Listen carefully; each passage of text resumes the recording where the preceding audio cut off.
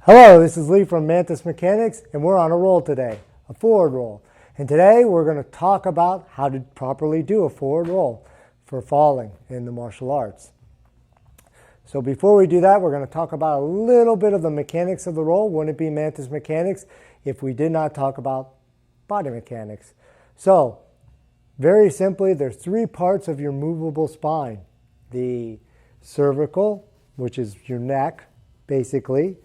Your thoracic, which is from the neck down to the lower back, approximately where the shoulder blades end. And then the lower back, which is going to be from the edge of the shoulder blade down to the pelvis or the hip bones. Okay? Now, the cervical and the lumbar spine, the lower back, both have anterior curves. So they curve like this. They're going to curve like this way, right? Towards the front. The thoracic spine has a posterior curve, so it curves like this, okay? So it's going to curve towards the back.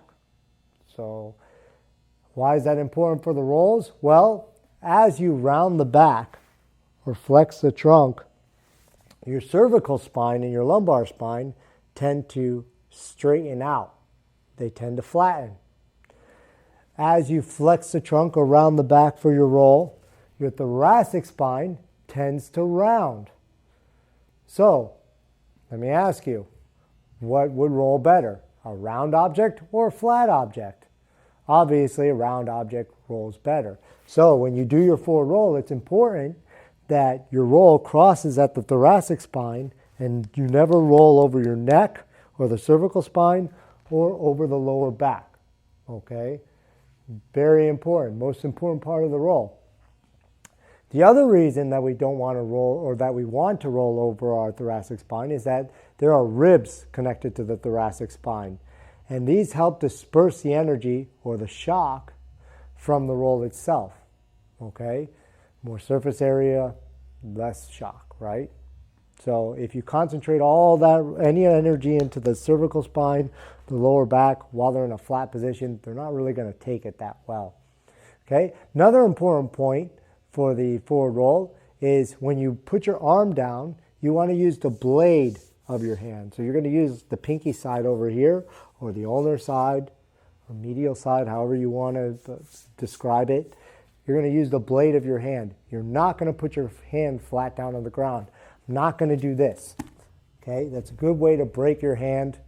Don't do it. You want to go on the outside of the arm, blade almost like a chop, right?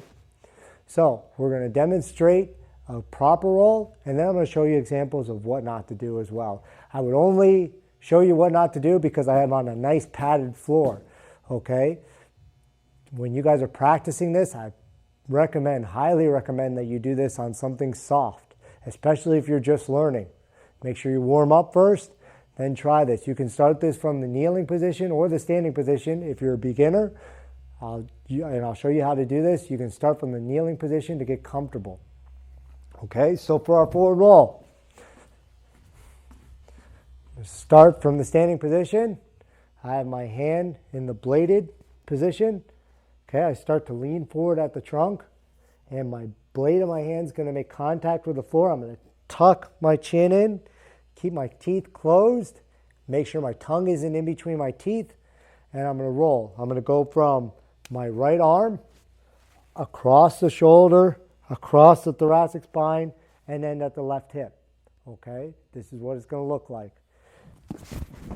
Now, when I go to get up, you can see I tuck one leg in, keeping my hands up. I roll onto that knee, and I get up. I don't want to use my hands to get up.